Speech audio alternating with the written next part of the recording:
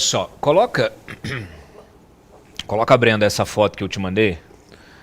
É um print aqui de uma postagem do perfil do Mundo Militar, porque mostra a precisão desses ataques, né? Que a gente olha de longe, acha que está sendo um bombardeio aquele massivo, né, para destruir vários lugares. Mas não é bem assim, não. Coloca aí na tela, por favor. Tá aí? Olha só, Dego. Olha a precisão do negócio. Tá? O míssil vem e entra na janela. Um vem na janela, o outro vem na lateral, mas que pega exatamente onde está o sujeito. Claro que vai atingir o que está debaixo, óbvio. Mas é um nível de precisão absurdo. Quer dizer, não tá destruindo o prédio para matar a pessoa, está destruindo, está indo aonde a pessoa está dormindo. A gente já tinha visto isso no caso do Hamas, né? Inclusive do Hezbollah, né? Os ataques ao Hamas, ao Hezbollah, o ataque a outras lideranças iranianas também, o ataque, os últimos ataques, né? Isso mostra a evolução do poder bélico de Israel, e eu acho que assusta o mundo, né? Eu acho que todo mundo aqui, o Lula que gosta de ficar provocando Israel, eu acho que tem que abrir o olho, né?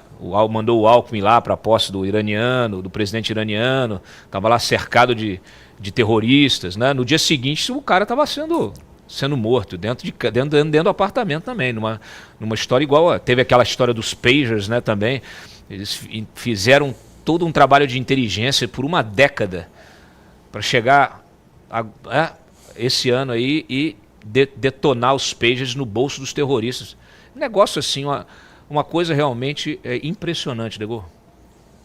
O Israel é um Estado moderno, é um Estado que investe maciçamente em tecnologia, é um Estado que até por conta das ameaças são existenciais, precisa ter um aparato militar de inteligência bastante robustecido. As pessoas falam muito do Mossad, que é um Instituto de Inteligência e Operações Secretas de Israel, mas não é o único. Não se pode esquecer da Amman, que é a inteligência militar, do Shin Bet, que é a segurança interna, e não se pode esquecer da base industrial de defesa que Israel criou em seu território para ter soluções autônomas, porque eles entendem perfeitamente que sem autonomia tecnológica não existe autonomia estratégica. Sem autonomia estratégica não existe soberania, que isso possa servir de lição para o Brasil. Nós temos aqui as nossas forças armadas, aí a míngua, as moscas, mas isso é assunto para um outro programa. O que se pode avaliar dessa situação, Cláudio, partindo do ponto de vista do direito internacional, inicialmente, são aquelas questões ligadas ao uso da força.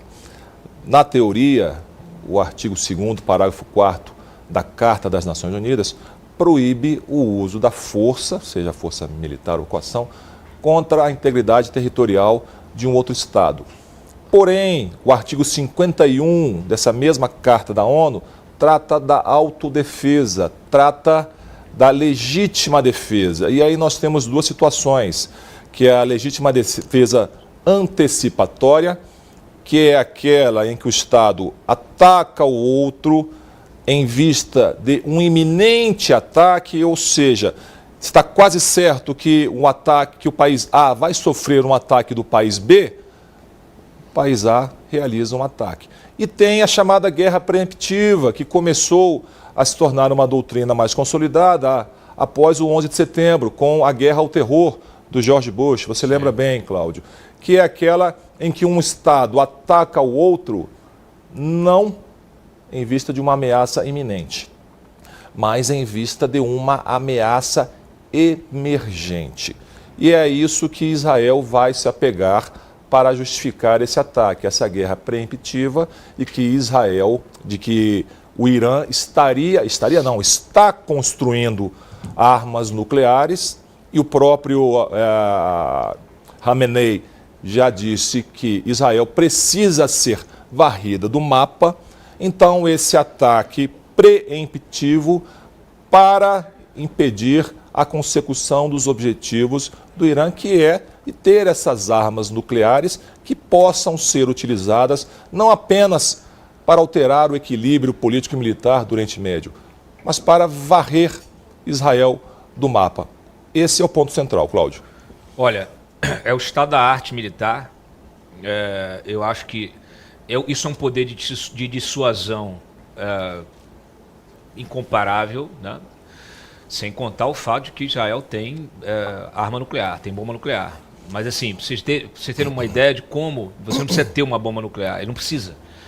Né? Porque com um sistema desse, você, com nível de precisão, sistema de inteligência, como o israelense, né? Não só o Mossad como agência, mas a própria inteligência estratégica, nível de infiltração, desenvolvimento de equipamentos, precisão de ataques como esse, isso é um poder de dissuasão, ele é incomparável no Oriente Médio, não há nada igual, tá? Eu vi o Irã falando assim, agora vocês vão ver, mandou uma série de drones, aqueles drones no meio do caminho já caíram, tá certo? Olha só, Cláudio. No meio do caminho já caiu. Em termos de qualidade, nada se compara ao que Israel tem. Israel também recebe muita ajuda norte-americana, inclusive em termos de aviação. Sem dúvida. Mas o Irã é um oponente que também não é difícil, não é fácil de ser batido. Primeiro porque possui um número muito grande de homens em armas, são cerca de 610 homens na ativa atualmente. Se você quiser 610 mil homens, mais 390 na reserva, 1 milhão de pessoas. Mas o Irã tem hoje cerca de 3 mil mísseis balísticos. Grande parte disso aí foi fornecido pela China. Israel tem cerca de 90 de fabricação própria. Então, o grande diferencial realmente é em relação à tecnologia nuclear. Israel tem capacidade de utilizar mísseis nucleares táticos, que fazem parte daquela dissuasão mínima crível, ou seja, manter o estoque para evitar que o outro inimigo, que o inimigo ataque. Está longe de ser um cenário desejável, mas não podemos esquecer que ao lado do Irã nós temos a China. Irã e China em 2021 assinaram uma parceria estratégica abrangente com validade de 25 anos, que foca não apenas no aprofundamento da dependência econômica do Irã em relação à China, parece o Brasil, né?